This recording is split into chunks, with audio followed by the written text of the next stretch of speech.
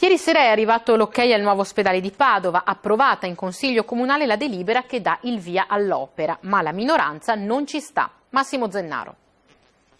Poco dopo le 22:30 di ieri sera il voto, il Consiglio Comunale di Padova approva la delibera per il nuovo ospedale, 19 sì, 12 no e un non votante. La delibera ratifica l'intesa sottoscritta tra Comune e Regione Veneto per il doppio polo medico sanitario il 12 dicembre scorso, quindi verrà ristrutturato l'ospedale di via Giustiniani e contemporaneamente verrà realizzato il nuovo policlinico universitario a Padova Est.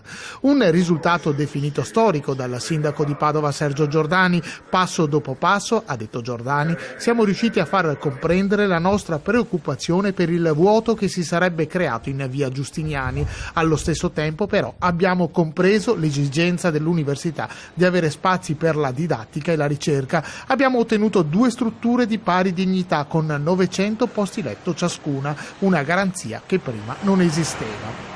Di parere diametralmente opposto l'opposizione che, compatta, ha votato contro la delibera sottolineando, secondo l'ex sindaco Massimo Bitonci, come il progetto approvato a Padova Est sia identico a quello sostenuto dalla sua amministrazione.